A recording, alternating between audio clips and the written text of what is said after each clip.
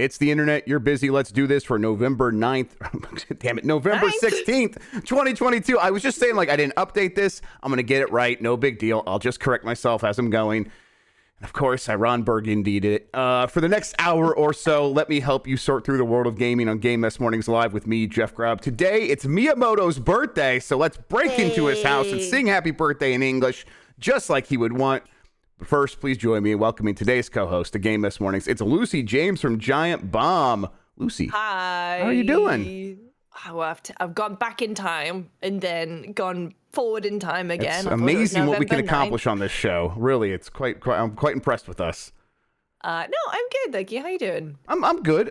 Busy time of year. We were talking about a lot of games coming out. I did some rough math, napkin math, where I was like looking at when we were planning, the idea of when we're doing game of the year and how many days that would give me to finish some games and how many hours a night I'd get the game. And I'm like, listen, I want to finish Pentiment, and I might have time for one or two other games. Realistically, I could try a bunch, but if I'm going to play through games, I'm also finishing Kirby right now, which I didn't finish earlier this year. Really enjoying that. But it's like, man, it's just, we have 20-ish days really to get through stuff, and I could play for about an hour a night maybe before I get too tired and have to fall asleep. So like limited amount of time to get through some stuff. I think I could put together my top 10 pretty easily, but I think I'm going to miss out on some other people's favorites. So trying to shore that stuff up. And in the meantime, new games keep coming out. We're getting code for other games. I haven't touched Bayonetta or Sparks of Hope yet, so I'm like, man, that's rough. Yeah, no, I totally get it. And I'm like, I am really glad I got my Steam Deck because I was playing Pentiment in bed last night. Yes. I was like, hell yeah. It works really great on there, right? So yeah, I've been playing the whole time on there, and I'm super happy about it. Because also you could play it one-handed, and sometimes when you just can't be bothered and you're sort of lying on your side in bed, it's perfect for that. It's perfect for that because you can just use your hand on the touchpad. Yeah, it's real good stuff. I've still been enjoying that quite a lot. I'm about halfway through, and even when I did get sleepy last night, it was like, I can't stay up any longer. I played it for like another hour. So that's I thought you were gonna say that you went to sleep and it was like the early modern Renaissance artwork was just taking you away to dreamland. It's just that engaging. Like for me, that's a ringing endorsement. If old man Jeff Grubb can stay up even past his bedtime, then yeah, I'm really into it. It is very good. All right, let's get into this. But before we do, let's explain what we do here. Each weekday, I, Jeff Grubb, will help piece your gaming life back together. That includes breaking news and maybe even some of our own original reporting. For all these topics, I'll get the input of a bona fide expert who will make me look smart. If you are watching live on Twitch, welcome. Well, we appreciate it. You can always listen to the show later on podcast feeds by searching for Game Mess Mornings or find the RSS on giantbomb.com, and shout out if you are listening on the podcast feed. You can also catch the show later with chapters and timestamps on YouTube. Hello, YouTube. We have a lot to get into, so let's start the morning mess with Phil Spencer says delaying Starfield into 2023 was the right thing to do. So this is another bit that came from the Verge interview that Phil Spencer did. We talked about a few of these stories coming into the Bombcast yesterday. A few more headlines have popped off since then. We'll talk about those.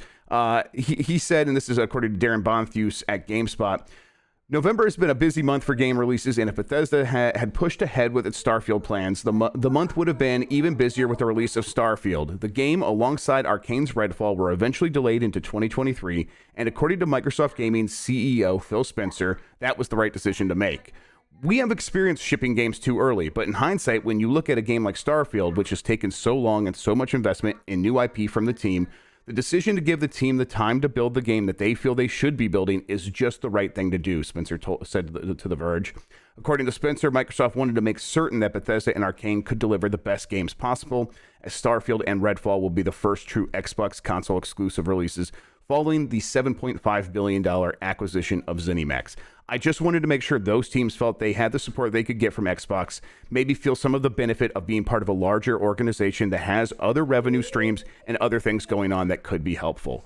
I included this because that's kind of exactly what you want to hear, that the acquisition had a tangible benefit to the creation of these games. I think it's something we already did see with what was the last Arcane game? Deathloop. Deathloop, thank you. Deathloop, and then Ghostwire Tokyo. Those games both got a lot of delays. It worked out really well for Deathloop. Ghostwire Tokyo never quite got there, but these things worked out. And now they're continuing that and saying, hey, listen, these delays, we can afford them, and they pay off in the end. And I'm glad that Microsoft isn't getting skittish about this stuff quite yet and is sticking to that strategy. Is this something you think that they're going to keep doing because games really do need more time than ever? Yeah, I mean, I think there is a lot more baggage definitely with things not necessarily coming from Arcane, but certainly coming from Bethesda Game Studios. Skyrim, for as much as everyone loves it, was janky as hell at launch. Don't have to really talk about Fallout 76 or Fallout 4, actually, I guess. But with a game as big as Starfield, that's as anticipated as Starfield, I think it's totally the right move. And it is good that you've got Big Phil saying on record, like, yeah, we want to make, mentioning things like other revenue streams. It just, like, it makes sense. It's like it's good. It's, I think, as part of an acquisition kind of thing as well, it kind of hopefully makes the people at Bethesda feel okay about the whole thing. The move seems to have been a positive one in general, but like I imagine we probably would have had Starfield on the 11th if they were not part of a bigger organization. Right, exactly. That's the problem, is that there are quarterly reports that they have to worry about. They tell investors we're expecting this much revenue this year. You have to hit that, and Microsoft is big enough that they can move these things around, and it is a drop in the pan, and then it gives these games extra time, and that's really what they are going to continue to need. It's the best case scenario in a lot of cases for these acquisitions, where market consolidation. It is there's concerns there, but my stance on this was always that.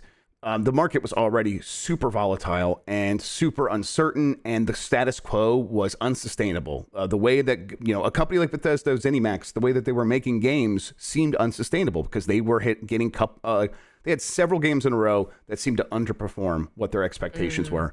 And eventually, they were just going to stop doing that. They were just going to stop making video games of that scale and change their strategy up. The alternative is sell to a bigger company that has a strategy that can support those kinds of games and has a service that they fit into, like Game Pass, and just needs that content and can support those developers to make the games they want to make. And so it's working out. And this is why I continue to be like, mostly like, hey, the old way of doing things doesn't work. It sucks that the only solution to that is a bigger company buying all these things instead of, I don't know, government subsidies, things like that, patronage of the arts. Those things feel like so impossible to actually pull off in today's political climate. So I don't have a lot of hope for those things. I would prefer them, but in the reality in which we live in, Microsoft stepping in, taking on the risk themselves, and then being willing to step in and be like, yeah, we will back you for whatever you need.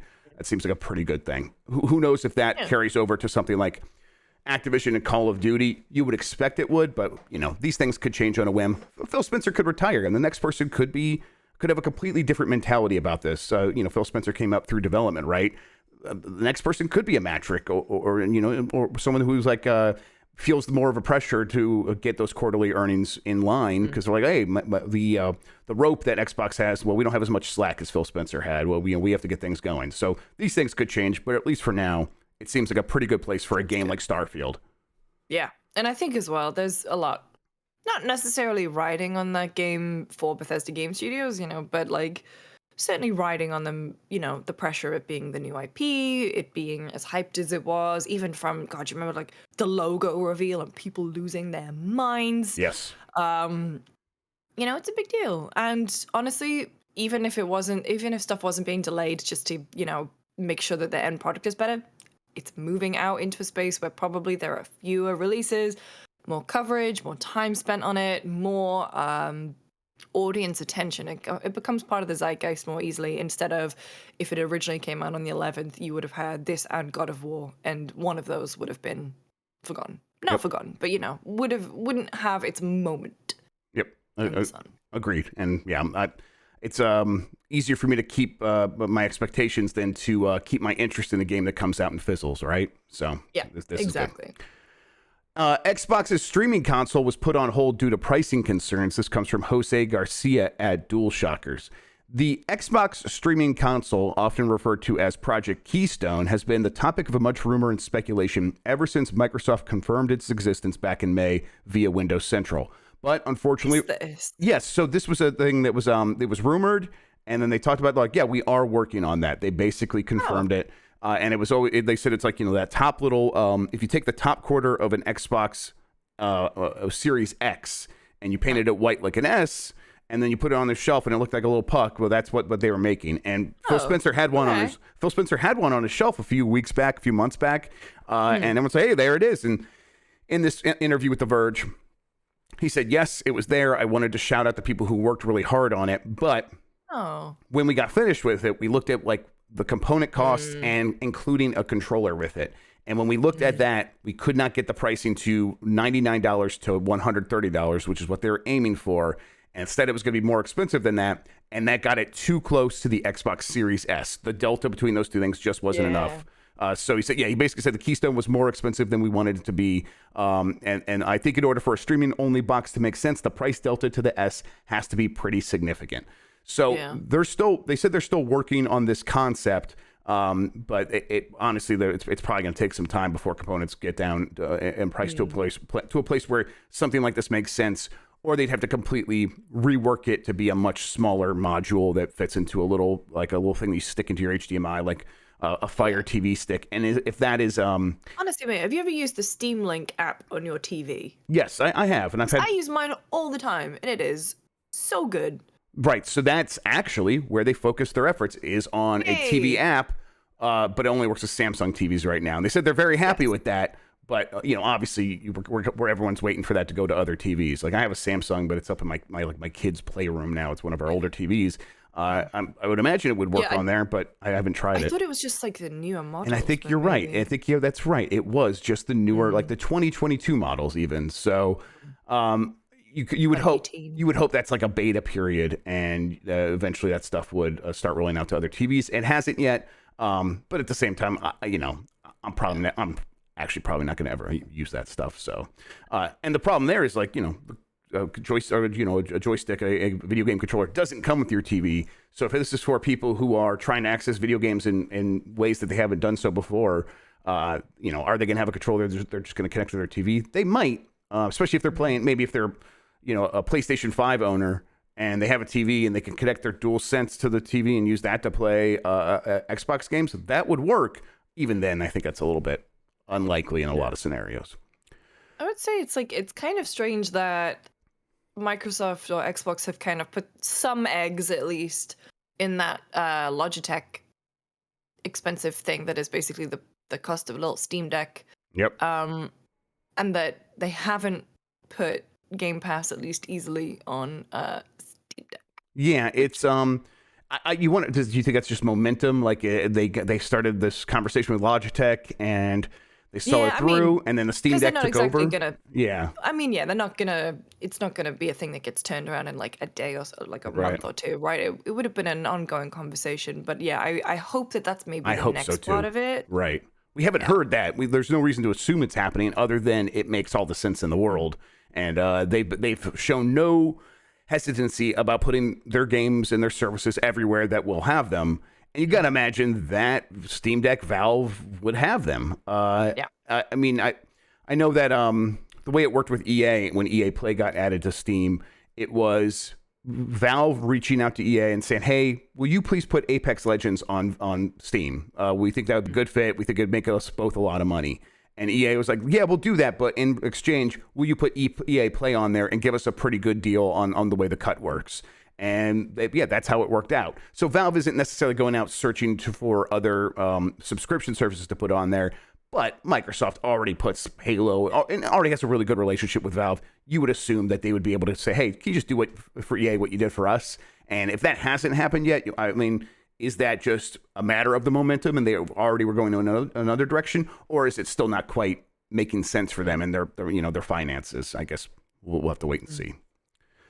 Oh, chat just said, by the way, the 2021 smart TVs are now getting cloud gaming and GeForce Now. Okay. Apps. So they are maybe retroactively bring stuff in. I don't know. I mean, it's got to expand I don't think my eventually. 2018 boy is gonna get anything. But Yeah, that's what I think. That's when mine is. Mine's like 2017 or 2018. So, excuse me. got it in the sale, Black Friday sale, mate. Yeah. Sorry. Tam has the same one. Yeah, We both went to Best Buy and we're like, that's the one. Those Samsungs from that era, they are really good in bright rooms if you have a lot of windows, and that's what in Colorado every Dude, house. I have too many windows. Yes. I have too many windows. That's my I almost had like an entire wall of windows, kind of like you, and we put our TV in there, and it's like, oh, it's not reflective, and it works really well in a bright room. So if you ever have issues with that, Samsung is still the way to go, actually. All right, PSVR 2 went up for pre-order and sold out immediately. It is, they were only selling this through PlayStation Direct. $550, $600 for the bundle with Horizon Call of the Mountain. Went up for sale and basically in an instant was no longer available, sold out. You can go to eBay to get one. And if you look on eBay, I'm looking right now. It's hard to tell. There's a lot of them up there for about $900 to $1,000. But I searched by are they the ones that are closing recently? It doesn't seem like they're going up for $1,200 or anything like that. And a lot of them are selling for $900ish, but a lot are selling for less than that. It seems like. I don't know. It seems like maybe the demand on eBay from like the scalper market isn't super hot quite yet. I'm looking to see one of my favorite eBay hacks is to go the advanced and then see what has sold. Right. And one of them is sold for $1,000, but that's the only one. Okay. Nothing else. Yeah. Only one person has given it in. Yeah, I gotta. Let's see here. Let's go to. Let's actually bring out when I go to PlayStation Direct, and this is for the US version, I suppose. It is giving me out of stock for both of these. Yes, and it says delivery February 22nd through the 28th. I wonder if that just depends on where you're ordering from, or if that's just they're already starting a windowing process for delivering these based on manufacturing date. But yeah, I think that I'm not surprised it sold out, and I'm not surprised that they're not just like flying off of eBay as well. I think people are like, the people who wanted to get one are in there and they're ready to pay maybe $550. I bet most people are like, if I can't get it at that price, I will wait. I'll just wait because it's not like you need to rush out to play the next big game. Like there's Horizon Call of the Mountain and not much else. And a lot of people have other ways to play in VR stuff. You can go out and still get a Quest 2 for a relatively affordable price compared to this. So I think it's I'm not super surprised that people aren't going and pushing up the price to $1,500 or whatever on eBay. Question. Yeah, please. Quickly. Have I vanished or have you vanished? You vanished. I could fix that. I think you shouldn't. You know what? Your camera's off for me. Okay. Let me see if I can fix that. And then there was a second where I was just talking by myself, like you were completely gone.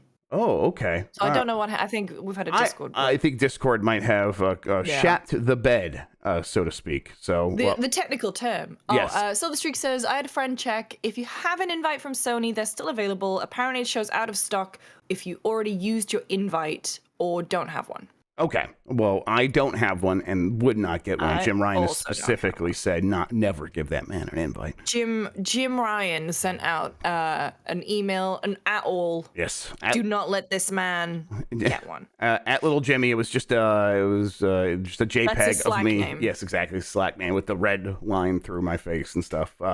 Absolutely.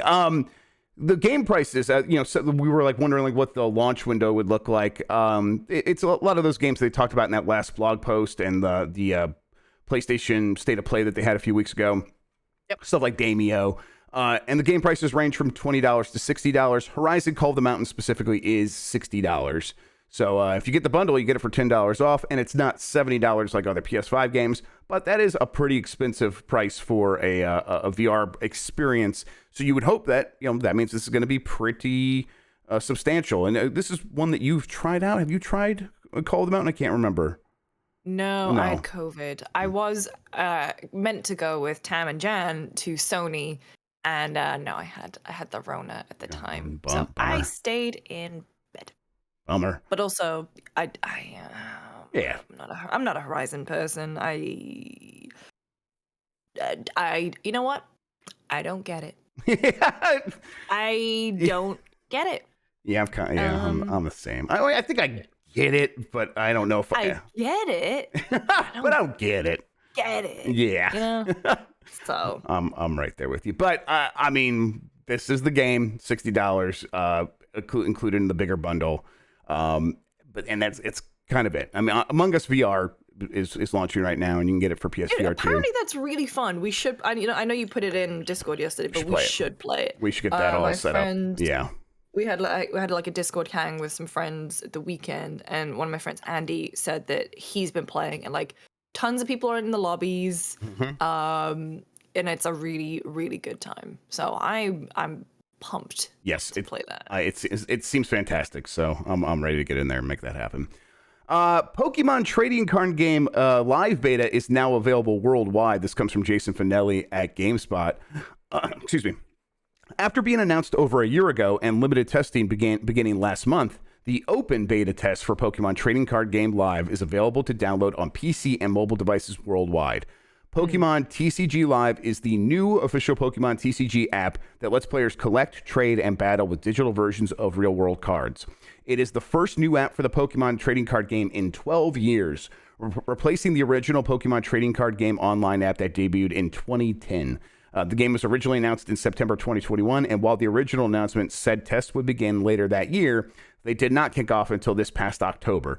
The beta originally opened in Canada, Australia, Mexico, New Zealand, and several European countries last month before the worldwide release today. That app... Is Jan aware? Yes, right. Is Jan aware? Maybe should we keep Jan from finding out? I think we got to save him from himself here.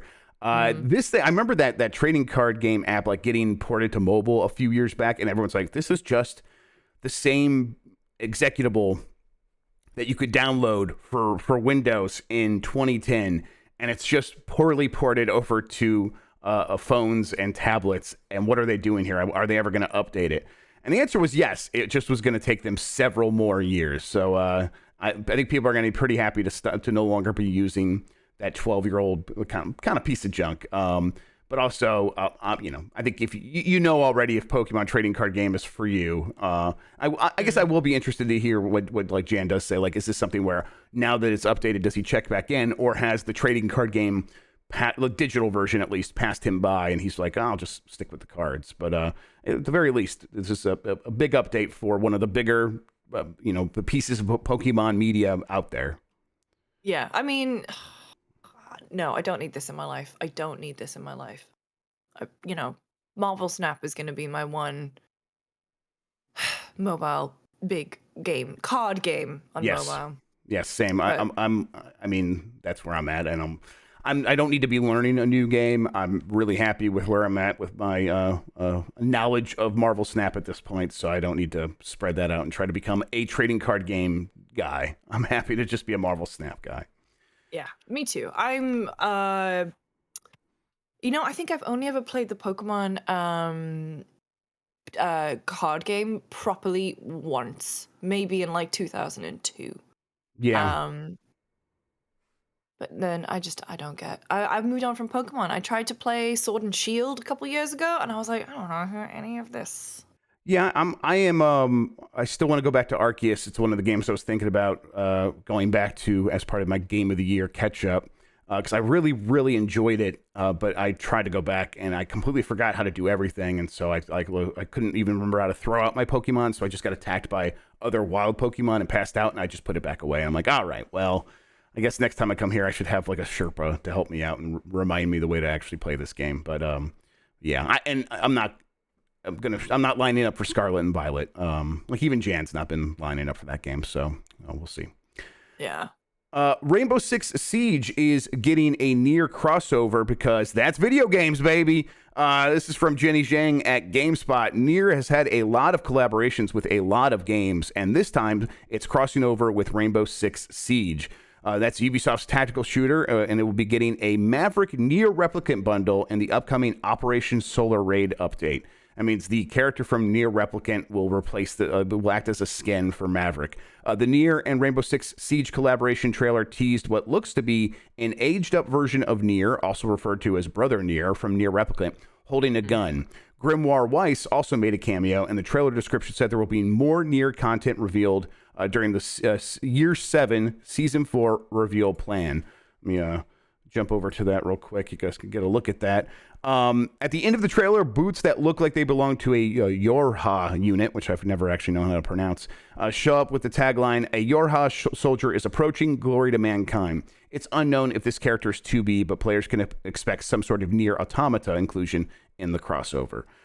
It's a weird one, but this is also, it's only weird when you think about it for a second, and it's like, oh yeah, video games have been doing this a ton.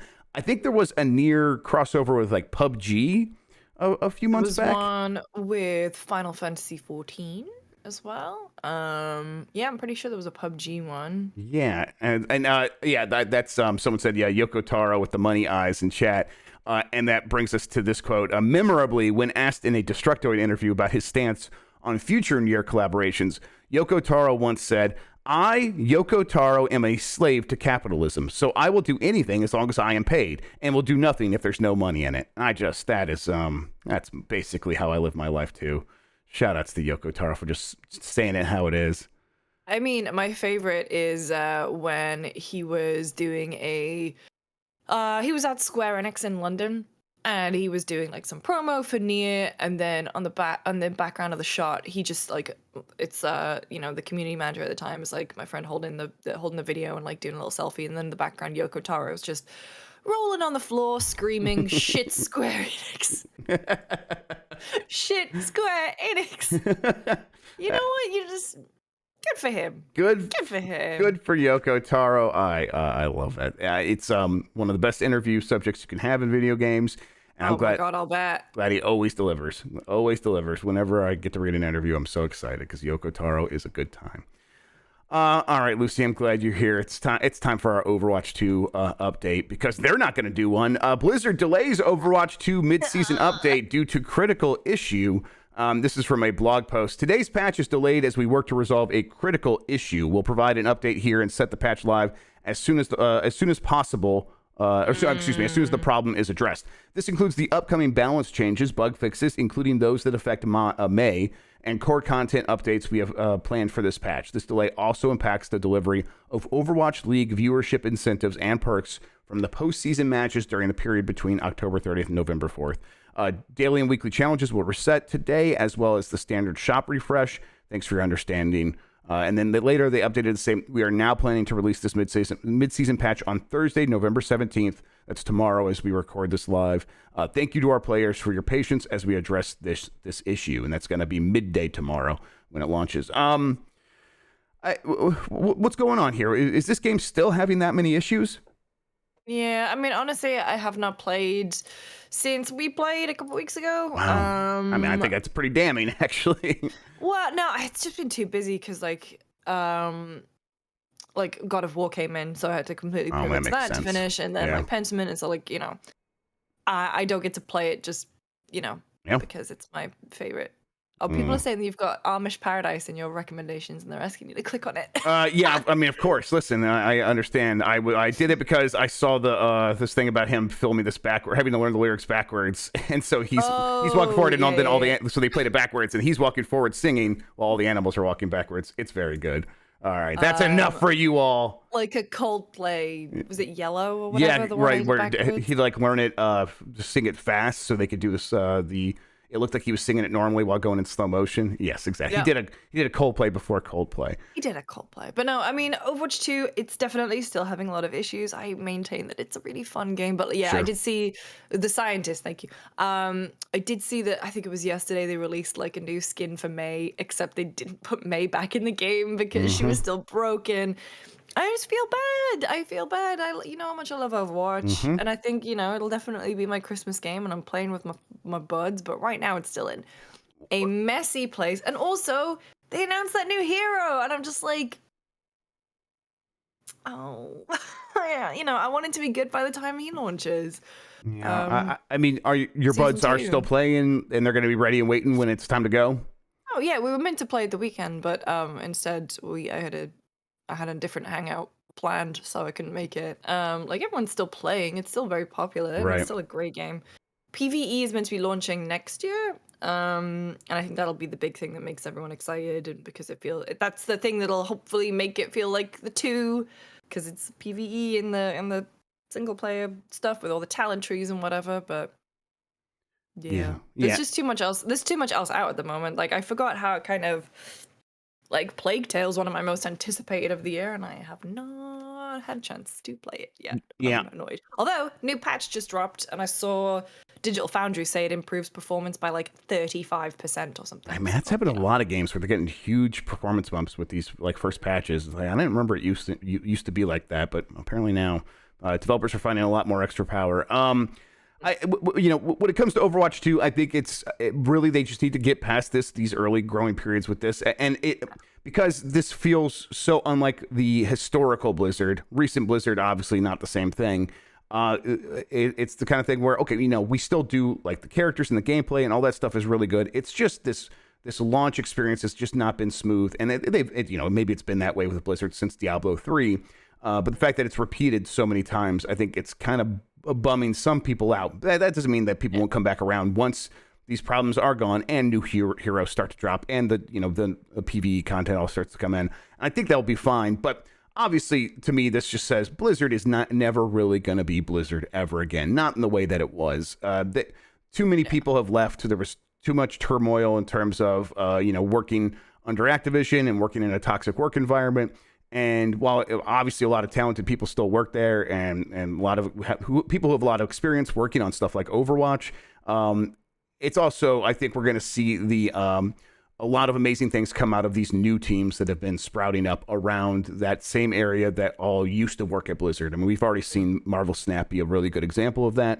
And I think that that's still pretty exciting. Like the lineage of Blizzard will live on. It's just not necessarily going to be at Blizzard proper. And we talked about it earlier, delaying Starfield.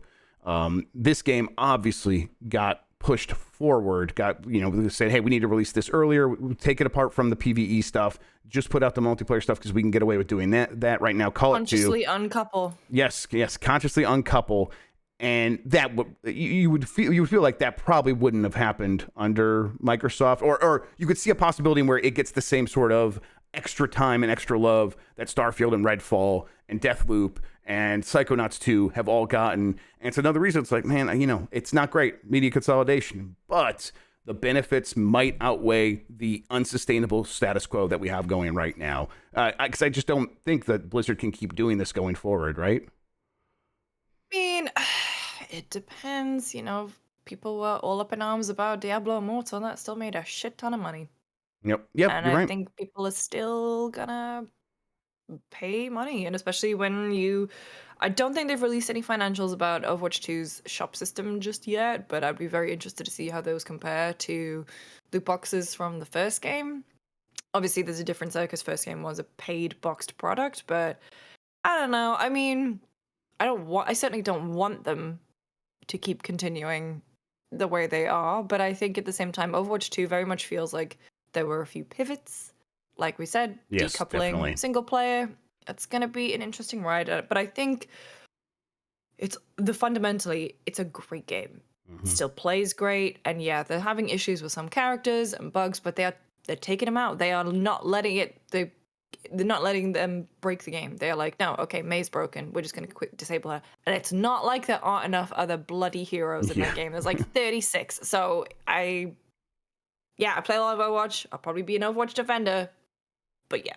No, I also don't play comp, so ignore my opinions because I just don't play competitive, and I think that's maybe why I still love Overwatch so much because I don't play competitive. I've had a good time every time I've played it since it became Overwatch 2, so it's obviously still a really good game.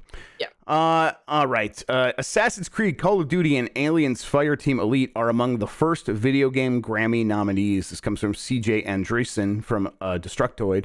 A few months ago, the Recording Academy announced it was adding 5 new categories to its annual Grammy Awards, including a new category solely for soundtracks to video games and other interactive media.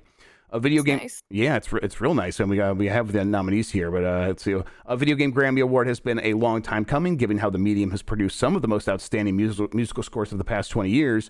And just yesterday, the Game Awards announced its top picks for best score, with Xenoblade Chronicles 3, Metal Hellsinger, Elden Ring, God of War Ragnarok, and A Plague Tale Requiem making the cut. None of those were up for the inaugural video game soundtrack at the Grammys, but a big part of that is like the Grammys time frame is a little bit different. So yeah, these are all games from 2021, right? Exactly, yes. So that includes Aliens Fireteam Elite, which is composer Austin Wintory, which I didn't know Austin did that. That's very cool. I also did not know that. Assassin's Creed Valhalla, Dawn of Ragnarok, composer Stephanie Economou. Call of Duty Vanguard, Bear McCreary. Marvel's Guardians of the Galaxy, Richard Jacques, who did the Sonic R soundtrack that we were playing a little bit before the show started today. And Old World, composer Christopher Ten. And Old World is a game from the same developers or same designers that did Civilization 4, which Christopher Ten did the theme song for and won a Grammy for. Before there was ever a video game category, he just won it as like I think like a world music or something. That's very cool. I like went and I was like listening to some of these. I'm like, yeah, these are pretty good. Video game music, very good. I don't of these, I probably would go with Christopher 10, but maybe that's just because I love that Baba Yetu song from Civ 4 so much. But yeah, this is pretty neat. I will probably be watching. I'll try to tune into Grammys maybe just for this. I don't really care about the Grammys all that much, but it's cool to see video games getting recognition. I guess a lot of times I tell myself I don't care about that, but when this happens, I'm like, you know what, that's fun. I want to at least see that represented here. Yeah, I mean the thing is as well is this like it's kind of weird because we're at the end of 2022 and we're thinking about games from 2021 at this point. And it's like I don't know necessarily if the Grammys is gonna fix that part of it, but people mentioning in chat like Bear McCreary's Battlestar Galactica music is incredible, and the opening theme song to Carnival still a true banger. Walking Dead as well. Yep. And God of War, Ragnarok, and 2018 are fantastic. So I think it's really cool that it's being recognized. I do really want. One of my favorite things is when you see like behind the scenes pictures of like Academy stuff like this, and then you see people who are kind of like we think are really cool. So there's this one picture I saw of like the movie Academy, like the Academy, like the Oscars, and there was this party, and Trent Reznor was there, but it just said he had a name badge that just said Trent Reznor music, and that's what I kind of hope this will be like. It's like Bear McCreary gamer, yeah. Bear McCreary video game. But no, I think I think it's really cool. I also I have a little soft spot for the Guardians soundtrack because I thought that was really, really good, especially the way that they incorporated Star-Lord. I thought was very clever. Yeah, I was just listening to that and that was like where I got to the Sonic R soundtrack. Richard Jacques been making video game music for a very long time, and apparently he still works on Sonic games as well. That Guardians of the Galaxy soundtrack is pretty good. I mean, even like the original music, in addition to the obviously the licensed soundtrack, and then the original music that is meant to sound like a licensed soundtrack. All of it's fantastic. So pretty good. Finally, Shigeru Miyamoto, creator of Super Mario and Zelda and Nintendo, turns 70. That's a big number. Happy birthday to him. Congratulations. Happy birthday, Miyamoto. Yeah, it's he's a big boy. Again, like I said, I'll sing happy birthday to you when I see you. The big 7-0. The big 7-0. He's still working. He's not like directing a lot of games himself these days, and he hasn't been for a long time. He's done maybe a better job than I ever thought possible of raising that next generation of talent underneath him. There are a lot of people who wanted to make games the way Miyamoto did, and they all found themselves at Nintendo, and Miyamoto built them up, and now there is this crop of excellent people making Zelda games, making Mario games, making Pikmin 4 unbelievably. That's just really cool. And I was reading Iwata's the Ask Iwata book that got put out, and I was just like, man, I wish we would have appreciated him more while he was around, because he really was special. And I kind of want to do the same thing right now with Miyamoto now that we have the opportunity. He's 70. He could live for another 30 years. No idea. But still, it's like he's here now. I want to appreciate him now. So, shouts out again to Miyamoto. Hell yeah. All right. You know what? Real quick, we're going to let's just do one. If anyone wants to ask a question, we're going to do a GrubbSnax question. There we go. Ooh. All right. So if you have a question, hit that ask a question button there on giantbomb.com/chat, or if you're in the Twitch chat, just at me or at giantbomb, and I'll see it. We'll try to answer them. If you have any questions, real quick, Lucy, I got a question. Do you have any expectations for things that definitely could show up at the Game Awards, or even something that's a long shot in terms of big announcements? Dragon Age. Yeah, I think that's they love real. putting Yes, Dragon they Age do. at the Game Awards. Yes, they have a relationship with Jeff Keighley, and they've done that a lot. Yep. I would love to see Dragon Age. I mean, are we expecting things like maybe Hellblade 2, Senua's Sacrifice? I think Hellblade 2 is the most likely of the Microsoft stuff. Yeah. And the last time we did see it was at last year's Game Awards. I think there's a strong chance we get a date. They go on the Game Awards, or they give a date, or they give us that trailer that says, it is coming in the year of 2023, and then you show back up for E3, and that's when they give like a final date or something like that. But I think that's very likely. Yeah. Honestly, it's weird. I'm still very much in the new releases phase. I haven't had chance to think about like the what's next phase. I mean, I'm trying to think about what's coming out early next year. I guarantee you will probably see things from Dead Space remake. We'll probably see like a trailer for Hogwarts Legacy, for Dead Island 2, just because they are coming so early next year. We'll probably have an out now trailer for Callisto Protocol, but I'm not sure in terms of like new stuff. I mean, I don't know. Honestly, I'm at the point now where I want to be surprised. Yes, same. Like I've heard a few things, but none of the really big things. Like, Paradox might be there with some new stuff, and it's like, okay, cool, yeah, that's. Remember Vampire?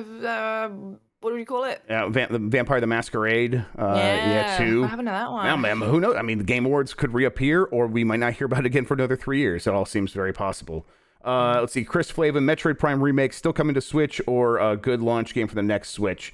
What I heard, the last thing I heard is it was supposed to come out this holiday. We should have heard it by now. So obviously it seems like that's not happening. I mean, the 20th anniversary is this week. I really don't think it's coming this holiday anymore, even though that is what I heard, and so something weird happened there. I would imagine that if it got pushed, it's not getting pushed big time to like the next Switch. I think it probably just gets pushed into sometime next year, but that's just me guessing at that point. What I heard was this holiday, and that's not happening. Let's see. Sevword says, I bought Golf Story on the Switch. It's fun. Thanks for letting us know it exists. Yeah, I guess people forgot about Golf Story because it was like a big thing at the launch of the Switch, and since then, several million people have gotten that system. So I suppose it's like it probably did fall into memory there. Slane McAwesome, will we still get Advance Wars? We probably still get Advance Wars. They probably still do release that, right? They'll release it, but I just don't know when at this point. I guess I understand the caution they're taking. The game is, it's finished, it's ready to go. Yep. But it's just a matter of when. Yeah, I think it's I think they're happy that they've continued to wait because it's like, what you pick a new date and maybe that's the time when a bomb falls on the wrong country, right? And it's like, okay, well, that's what the hell, but at the same time, I do think they will release it. That doesn't mean it's not a guarantee, I think. And there's still a real possibility that they just keep it forever and never actually put it out and just take it as a tax write-off or something.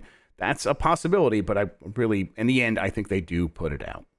When I've asked them about this in the months since that happened, they're like, nope, it's just indefinitely delayed right now. The plan is still to release it. So that's what they're saying, or at least that's what they were saying a couple months ago. Let's see. Is the PS5 Slim without a drive and then you can get the add-on drive? I don't know. I know that was one of the rumors that they were going to sell an add-on drive. I wonder, are there two versions of the PS5 Slim?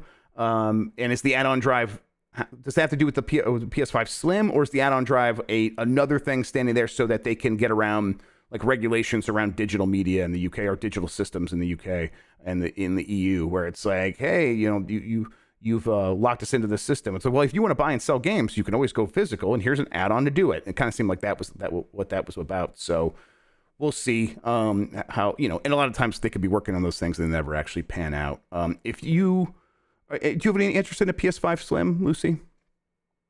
No, honestly, I mean, I do think PlayStation needs to do something about their perception of the scarcity of the PlayStation 5. From what I understand now, it's that like it is a lot easier to get it. Yeah. And it's kind of tough to, for me at least, even conceive of a new model or even like a slim version when people like the narrative is still that you can't even get the original. But Right. That seems like it's going to change fast now that they got that revision out. That revision seems a lot more easier for them to make. Yeah.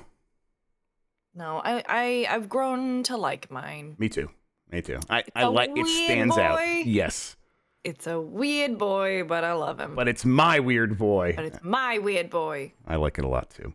All right, that does it for the GrubbSnax questions. Thank you, everybody. I really appreciate that. Let's get to the poll.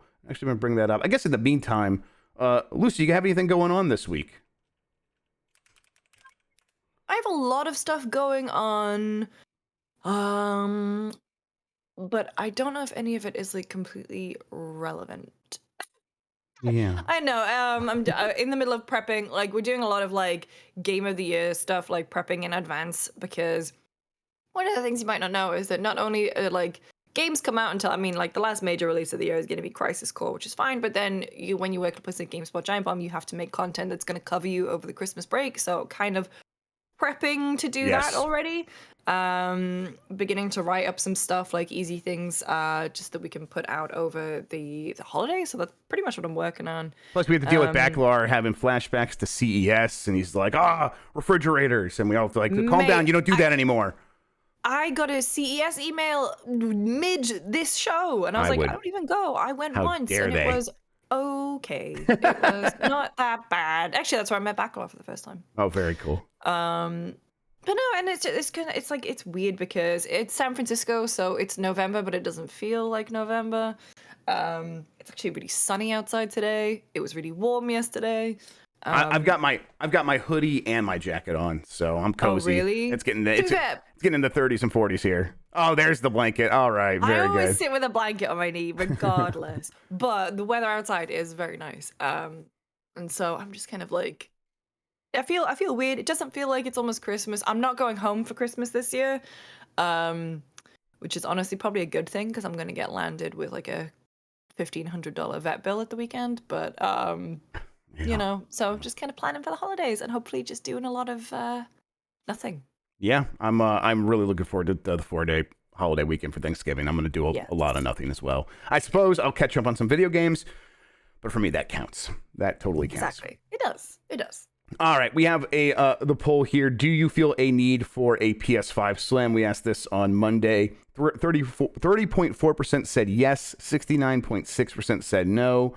I think that's actually that's a pretty high number, right? Because you got to assume a lot of people following me probably already have PS5 if they want one, and so like what percentage of people who already own a PS5 need to get a PS5 Slim? Probably not even 30% for it to make sense for Sony. You know, you get 15%. If you get 1 in every 10 people who own a PS5 to upgrade, and then they sell their old ones to someone else, creating a new customer, and then you put this thing on the shelf, and every new person that shows up gets this one that is less expensive for you to make, but it's the same price, and so your profit margin increases. All that stuff just lines up, and I think for Sony, they would be happy to see a number that large. So it makes a lot of sense.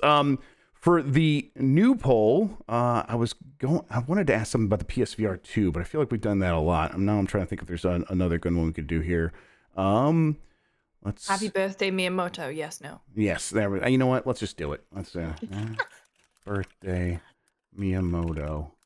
Yes, no, C answers. Yes, no. And then here's the reference to everyone. Do or better. Or do or lower, right? Do or lower. That was it. Yes. Okay.